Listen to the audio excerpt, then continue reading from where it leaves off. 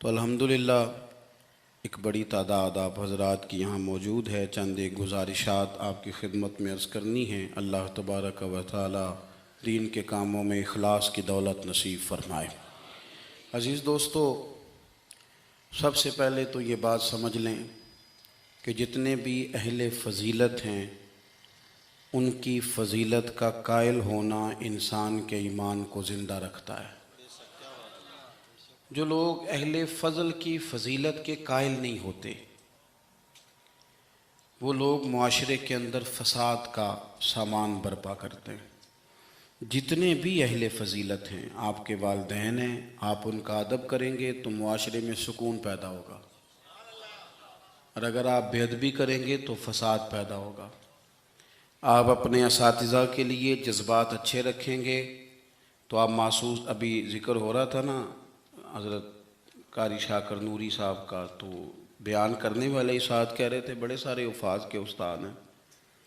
देखो, उस्ताद का एहतराम होगा तो सोसाइटी में सुकून पैदा होता है, और अगर कोई शागिर्द हल्की सी भी, चूँकि वह अहले फ़ज़ल है ना, उस्ताद बड़े, हल्की सी भी बेअदबी करता है तो तकलीफ़ होती है। उस्ताद साहब मैट्रिक पीटीसी हैं, प्राइमरी के टीचर हैं, बच्चा उनसे प्राइमरी में पढ़ता था, फिर उसने ग्रेजुएशन की, फिर मास्टर की डिग्री हुई, एमफिल, पीएचडी, बहुत बड़े ओहदे पे फायज हो गया। उस्ताद साहब आज भी साइकिल पे हैं, पर वो अफसर लग गया है, पजारों पे बैठता है। उस्ताद साहब साइकिल से जा रहे थे शहर की तरफ और ये गाँव आ रहा था वापस। अचानक इसकी नज़र पड़ गई कि मेरे उस्ताद साहब जा रहे हैं, तो इसने पजारो साइड पे लगाई, नीचे उतर के कहा कि उस्ताद जी साइकिल लड़का पहुंचा देगा, आप मेरे साथ बैठे ना गाड़ी पे, मैं घर छोड़ के आता हूँ। उस्ताद साहब ने दोबारा जाना साइकिल पे ही है, बैठना कोई नहीं पजारों पे, बैठना नहीं, वो जाएंगे दोबारा साइकिल पे ही। लेकिन जब वो इस अदब के बाद दोबारा साइकिल पे बैठेंगे तो उन्हें महसूस होगा मेरी साइकिल पजारों से महंगी है, क्योंकि पजारों वाले ने उतर के सलूट किया है। जब आप एहतराम करते हैं ना, यानी एक बंदा देता है मस्जिद में चंदा और साथ वो खतीब साहब को कहता है कि अगला जुमा इस मौजू पे पढ़ाना, हालांकि अनपढ़ बंदा है, मशवरा देता है कि जनाब फलानी फलानी तकरीर भी किया करें, उससे नुकसान क्या होता है, महसूस होता है कि ये ना इसको अदब नहीं आता, इसने कदर नहीं जानी। लेकिन लाखों खर्च करता है और जब बात करता है तो उसके धुले हुए जुमले होते हैं, उसको लहजे का वुज़ू नसीब होता है। वो आगे कहता है जनाब अगर आप मुनासिब समझें तो एक छोटी सी गुजारिश मेरी भी मान लें, तो आप यकीन करें कि वो जिसको वो कह रहा होता है ना, वो बात भी मान लेता है और दुआ भी दिया करता है। अहले फ़ज़ल की कभी भी, बड़े लोगों की कभी भी बेअदबी ना करें। लोगों ने अपने मन की ख्वाहिशात के लिए बड़े लोगों की बेअदबियाँ शुरू की। याद रखना, जो कौम अपने बड़ों की, अपने असलाफ की बेअदब हो जाती है उसकी तारीख़ मस्ख़ कर दी जाती है। कभी भी बेअदब ना हो। मेरे नबी पाक अलैहिस्सलाम ने 2 जुमले कह के इस मज़मून को समेट दिया। फरमाया जो छोटे पे शफ़क़त न करे, बड़े की इज़्ज़त न करे, हम में से है ही नहीं। अपने बड़ों का इकराम करें, अपने बड़ों का, अपने असातिज़ा का, मशाइख़ का, उम्मत के बड़ों का। लोगों की ज़ुबानें खुल गई हैं औलिया अल्लाह के बारे में, लोगों की ज़ुबानें खुल गई हैं आइमा मुज्तहिदीन के बारे में। लोगों की ज़ुबानें खुली तो ज़रा सी औकात नहीं आदमी की और वो हुजूर के सहाबा पे बात करता है। तू देख तो सही अपनी हैसियत का तो तयन कर। ये तो वो लोग हैं जिन्हें चेहराए वद्दुहा देख कर हुजूर की नजरे करम नसीब हुई है, तो इनके बारे में माँ बात कर रहा है। हुजूर का हर सहाबी, देखो मैं क्या कह रहा हूँ, और आप कभी मेरे जुमलों पर गौर करें और आप मेरी बॉडी लैंग्वेज देखें तो मैं ताकत ईमान से कह रहा हूँ, इंशराह सदर से कह रहा हूँ कि मदीने वाले के हर सहाबी का ये मकाम है कि वो आसमान हिदायत के सितारे हैं। इसलिए कभी भी इधर उधर की किसी गुमराही का शिकार ना होना। ये लोग तो अपनी छोटी सी दुकानदारी चलाने के लिए उम्मत का सारा पीछे किरदार मशकूक करना चाहते हैं। और याद रखना, सैयद सही उल अकीदा होना चाहिए, बस सही उल अकीदा होना चाहिए। अगर वो सही उल अकीदा हो तो पता है मेरे इमाम ने क्या कहा है, बड़ों को नहीं, फरमाया तेरी नस्ल पाक में है बच्चा बच्चा नूर का। एक एक बच्चा तेरी नस्ल पाक में है बच्चा बच्चा नूर का, और तू है ऐने नूर, तेरा सब घराना ही नूर का।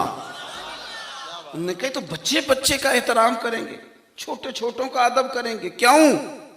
इसलिए कि हुजूर की औलाद पाक है। हम तो उस्ताद के बच्चे का बड़ा एहतराम करते हैं, हम तो शेख के बच्चे का बड़ा एहतराम करते हैं, और जो मदीने वाले की औलाद हो और रसला नाल जे नेकी करिए तो नस्ला ताक नहीं भूल दे। हम कैसे भूल सकते हैं हुजूर की औलाद पाक का एहतराम? लेकिन कोई ज़रूरी है कि आप सहाबा का जिक्र करेंगे तो उसमें आप अहले बैत की तनकीस शान माज़अल्लाह करेंगे, और आप अहले बैत का तज़किरा करेंगे तो वो सहाबा की शान घटाए बगैर मुकम्मल नहीं होगा।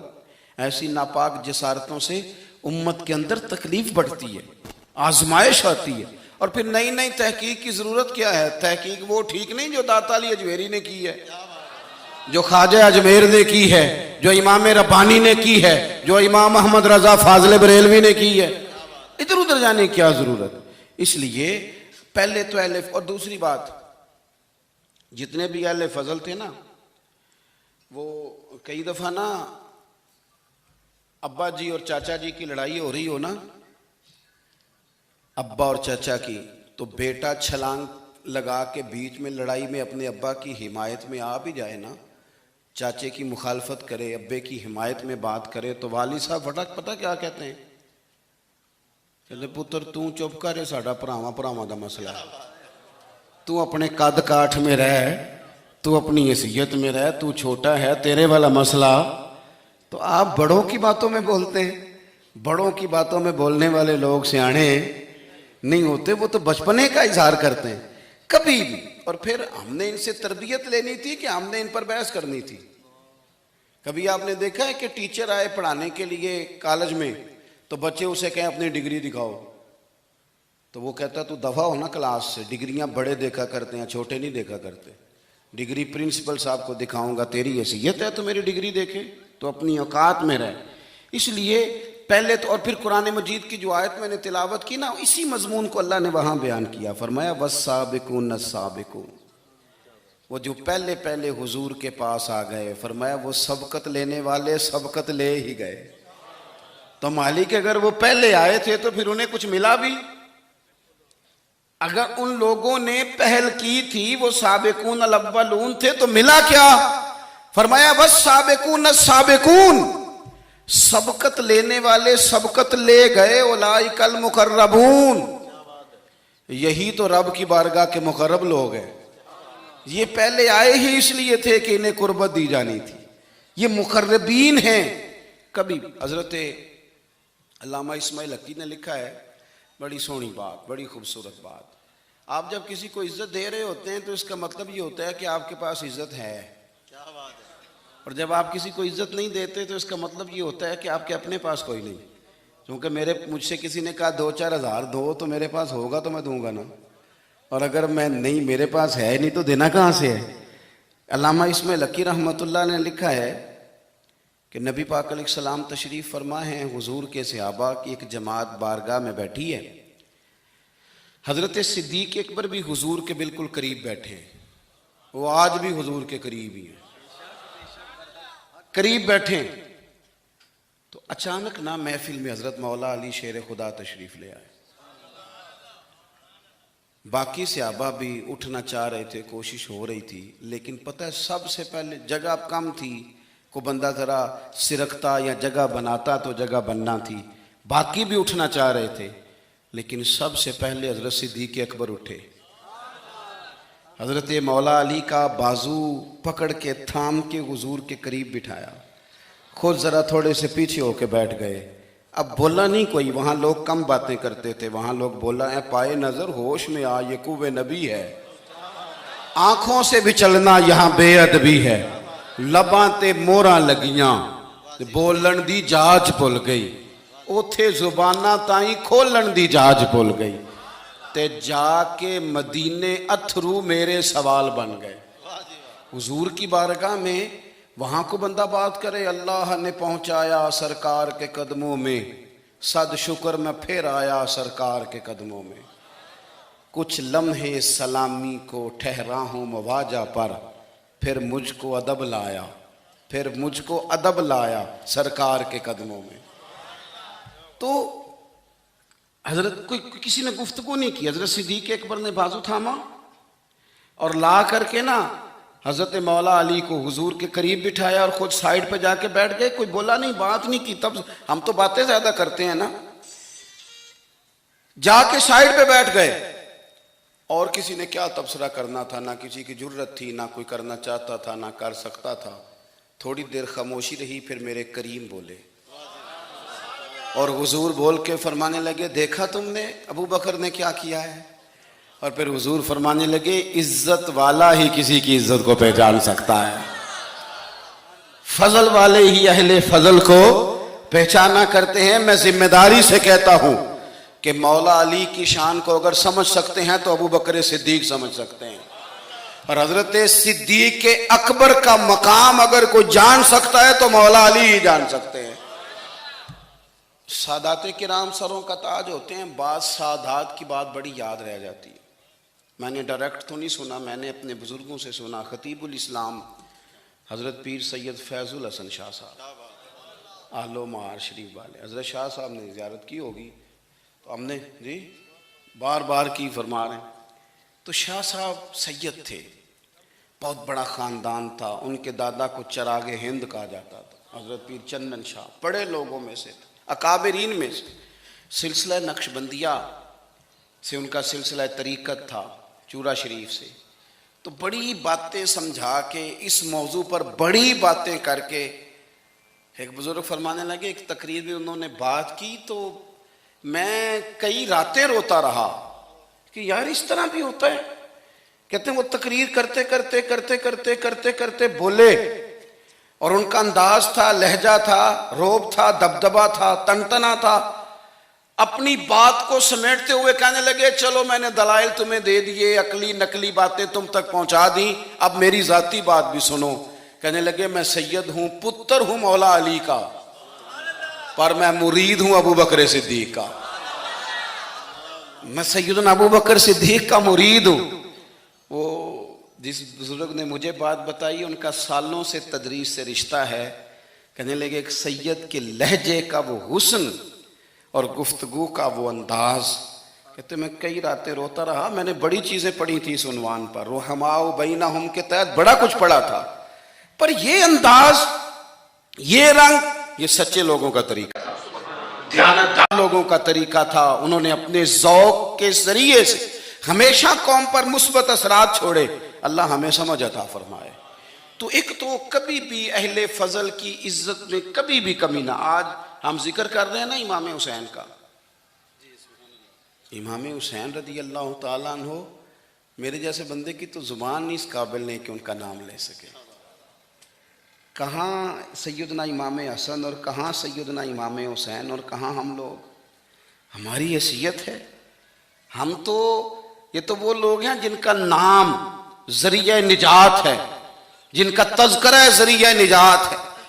इन लोगों के साथ जब से ये बहस मुआशरे में बढ़ी है ना, जब से लोगों ने शुकूक बढ़ा दी, आप यकीन करें सहाबा और अहले बैत के साथ जो वारफ्तगी थी ना लोगों की, वो जो ज़ौक़ था, किसी का भी नाम आता था तो लोग मचल जाते थे। अब तो किसी एक का जिक्र शुरू करते हैं तो कानों में खारिश शुरू हो जाती है, लोगों को परेशानी होने लगती है, फिर ये फलाने का तज़किरा होने लगा। भाई आप क्यों परेशान हो रहे हैं?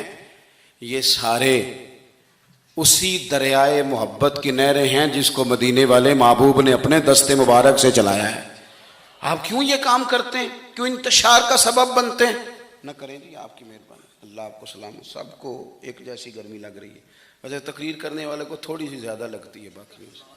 हाँ, लेकिन ये कि मैं, क्योंकि बहुत सारे लोग बैठे हैं तो ये मुनासिब नहीं लगता मुझे बात करने दें। अल्लाह आपको इसका अजर दे, अच्छे इरादे और अच्छी नीयत पर। आप गौर करें जी मेरी बात पर। हज़रत इमाम हुसैन रदी अल्लाह ताला, ये हुजूर की औलाद पाक हैं। पैरों को ना थोड़ी मिट्टी लग गई। उम्र जवानी की थी, दाढ़ी मुबारक सारी स्याह थी, काली थी। हज़रत अबू हुरैरा इनसे सालों बड़े थे, अमीरुल मोमिनीन फिल हदीस। हज़रत अबू हुरैरा ने देखा कि इमाम हुसैन के मुक़द्दस कदमों को मिट्टी लग गई। किसी से भी कहा जा सकता था ज़रा इमाम साहब की तवज्जो कराना, ये ज़रा मिट्टी उतार देना, लेकिन हज़रत अबू हुरैरा झट से उठे, अपनी पगड़ी खोली, उसका पल्लू लिया और हज़रत इमाम हुसैन के पैरों से मिट्टी साफ़ करनी शुरू कर दी। क्यों? कि अहले फ़ज़ल ही किसी की फजीलत को जान सकते हैं, इज्जत वाला ही किसी को इज्जत देता है, जिसके पास वक़ार हो। ओ मेरे संगियों, लोगों की बातों में ना आना, ये तुम्हें उलझा देंगे, ये तुम्हें तफरीक में डाल देंगे, ये इंतशार बर्पा करेंगे। ये वो हसीन जमात है जो हुजूर के सामने बैठा करती थी। इनसे प्यार करना, इनसे मोहब्बत करना। आप कभी तिरमिज़ी की एक हदीस पढ़ें तो मर जाने को जी करता है। हुजूर ने फरमाया था, मेरे सहाबा के बारे में अल्लाह से डरना, मेरे बाद इन्हें अपनी ज़ुबानों का निशाना न बनाना। काश कोई इन जुमलों का दर्द समझ सके।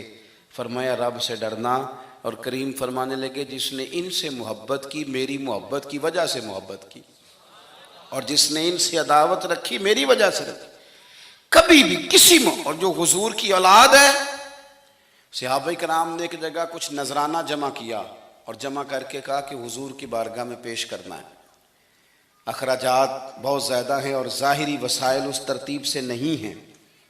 ये नजराना हर महीने पेश करना है। जब वो लेके हुजूर की बारगाह में गए ना, तो अल्लाह ने कुरान नाजिल कर दिया।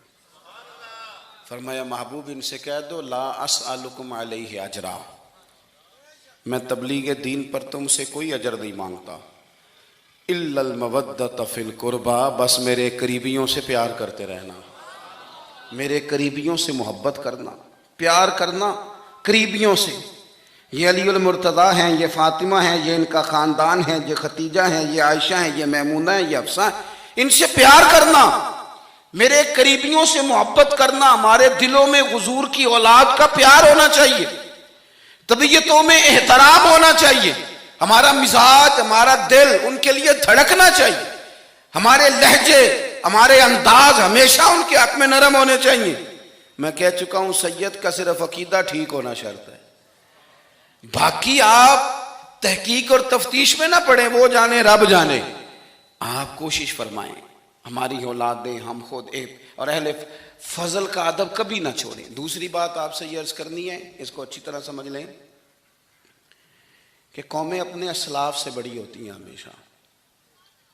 बड़ा हम होता ही वो है जिसका कोई बड़ा होता है, जिसका कोई बड़ा नहीं होता वो कभी भी बड़ा। ये कुछ अरसे से ट्रेंड चला है, अगरचे ये दुरुस्त नहीं है। आप किसी सुनार की दुकान पे जाएं तो उसने अपने पीछे ना अपने वालिद साहब की और दादा की फ़ोटो लगाई होती है। हकीम की दुकान पे चले जाएं, कपड़े वाली दुकान पे चले जाएं तो उसने पीछे अपने दादा की, वालिद की फ़ोटो लगाई होती है। अगर तो ये दुरुस्त नहीं, तस्वीरें नहीं लगानी चाहिए। तस्वीरें उनके क्या, पीरों की भी नहीं लगानी चाहिए। जहाँ तस्वीर होती है वहाँ नमाज कैसे पढ़ी जाएगी? फरिश्ता रहमत का नहीं आएगा। ये तो अब एक ज़रूरत बन गई। तो अब ज़रूरत क्या, अब तो खैर नफसियाती मसला बन गया हमारा, ये नफसियाती मसला है। यानी सलाम बाद में, फ़ोटो पहले, यानी सियाने सियाने लोग। और ये हमें ऐसे खेल तमाशे में लगाया गया है कि मैं ढेर सारे लोगों पर गौर करता हूँ, फिर उनके लिए दुआ करता हूँ कि या अल्लाह इनकी मदद फरमा। यानी इस तरह की हालत है कि वो ज़िंदा ही मोबाइल के अंदर है, हर चीज़। मुझसे एक दफ़ा एक साहब ने पूछा, मौलवी आजकल बड़े लड़ रहे हैं। मैंने कहा वो 4-5 है जिनको आप टीवी मोबाइल पे देखते हैं, आप मेरे साथ आएँ, मैं आपको 20 और सैकड़ों शेखुल हदीस बताता हूँ जो सुकून से बैठ कर रसूलुल्लाह का दीन पढ़ा रहे हैं। तो आप मसला सिर्फ ये है कि हमने कुल ज़िंदगी वो समझ लिया जो मोबाइल के अंदर है। बहरहाल वो तस्वीर लगाई होती है सुनार ने भी और हकीम ने भी और डॉक्टर ने भी और बहुत सारे लोगों ने कि जनाब अब ये जो तस्वीर लगाते हैं तो इसके पीछे पूरी हिकमत होती है।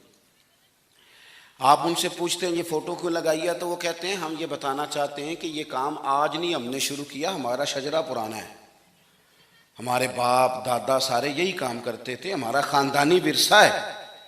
वो साबित ये करना चाहते हैं कि हम पीछे से हमारा एक सिलसिला आ रहा है, सारी दुनिया अपने अकाबरीन को, असलाफ को, बड़ों को, उनके जोर पर बड़ा होना चाहती है। यहाँ कुछ लोग ऐसे आए हैं जिनके नज़दीक माज़अल्लाह सहाबा ही ठीक नहीं थे, अहले बैत ही ठीक नहीं थे। आप अपनी सनद कैसे मजबूत करेंगे? अगर वो अव्वलीन जो हुजूर के सामने बैठते थे वही ठीक नहीं थे, तो फिर उनसे हो के जो दीन आगे आया उसको तुम कैसे ठीक मानोगे? सारी चीज़ों को मशकूक करना चाहते हैं। हमारे बुजुर्गों ने, इमाम बुखारी ने, इमाम मुस्लिम ने मेहनत करके हदीसें तलाश की, उसूल बयान किए कि ये हदीस सही है, मुतवातर है, हसन है, ज़ईफ है, क्या है, उसके उसूल और कायदे बयान किए। और जो जब उन्होंने खुद पूरी तहकीक की, आप थोड़ी सी, आप मुश्किल बात नहीं कर रहा, थोड़ी सी आप गौर करेंगे, उन्होंने सैकड़ों मील का सफर किया, घोड़ों पे, पैदल, ऊंटों पे, रिसर्च करके बताया कि ये हदीस बिल्कुल दुरुस्त है, अपनी सनद के एतबार से, मतन के एतबार से ये मुतवातर दर्जे की है। उन्होंने पूरी रिसर्च की। फिर गौर करें क्या कह रहा हूं, जब पूरी तहकीक कर ली थी तो फिर उन्हें कहना चाहिए था ना ये नबी पाक ने फरमाया, कहना चाहिए था ना कि ये हुजूर ने फरमाया, हमारी तहकीक है, हदीस दुरुस्त है। लेकिन किसी ने भी डायरेक्ट नहीं कहा। उन्होंने जब भी कहा, कहने लगे हजरत अब्दुल्ला इब्ने उमर फरमाते हैं कि हुजूर ने यूं फरमाया, हजरत अनस बिन मालिक फरमाते हैं कि हुजूर ने यूं फरमाया, हजरत जनाब सैयदना सैयद आयशा सिद्दीका फरमाती हैं यूं हुजूर ने फरमाया, हजरत अबू हुरैरा फरमाते हैं यूं हुजूर ने फरमाया। उन्होंने ना पहले उस सहाबी का नाम लिया जिन्होंने वो बात अपने सीने में महफूज की। क्या बताया उन्होंने हमें कि हम दुनिया घूम आए हैं, रिसर्च कर आए हैं, तलाशो बिसियार के बाद इस नतीजे पे पहुंचे हैं कि दीन का असल फैज वही है जो सहाबा और अहले बैत के सीनों से होके उम्मत को नसीब हुआ है। असल फैजान वो है जो वहां से होके आया। तो एक बात तो ये कि अहले फजल की अजमत, और दूसरी बात कि अपने अकाबरीन के साथ जोड़ के रहना, और तीसरी बात हजरत सैयदना इमाम हुसैन, हजरत इमाम हसन रदी अल्लाह तआला अन्हुमा, इन दो शहजादों से ना नबी पाक सल्लल्लाहु अलैहि वसल्लम ने जो मोहब्बत फरमाई है ना, वो भी बड़ी काबिल दीद है। हुजूर ने जो इनसे प्यार किया है। कुछ लोग ऐसे होते हैं कि जिनसे इंसान जब प्यार करता है, मोहब्बत करता है, तो वो बात ना दूर दूर निकल जाती है, बात फैल जाती है। इनके साथ ना मेरे नबी पाक का खुसूसी लगाव है। इसका मतलब ये नहीं कि हर नाना ही अपने नवासे से प्यार करता है, ये माना नहीं। रसूल पाक अलैहिस्सलाम जो काम भी करते हैं अल्लाह की वही के साथ करते हैं। हुजूर का हर काम वही खुदा है, अपनी मर्जी से हुजूर कोई काम नहीं करते। तो नबी पाक ने जो भी किया है वो उम्मत के लिए नमूना है। हसनैन करीमैन से जो हुजूर का प्यार है, जो नबी पाक अलैहिस्सलाम की इनके साथ वालेहाना मोहब्बत है, आला हजरत बरेलवी ने हदीस लिखी है, रावी हजरत उस्मान गनी है रदी अल्लाह तआला अन्हु। हुजूर सैयद आलम सल्लल्लाहु तआला अलैहि वसल्लम ने ना घर में पैगाम भेजा, फरमाया फातिमा से कहो जरा हसन हुसैन को तो भेजे। ये सारा दिन ही हुजूर के पास रहते हैं, सारा दिन ही, लेकिन वो जो वालेहानापन है, जो मोहब्बत है, जो इनके साथ महबूब का खास लगाव है, सैयदा से कहो जरा शहजादों को भेजे, थोड़ी सी देर हो गई आने में।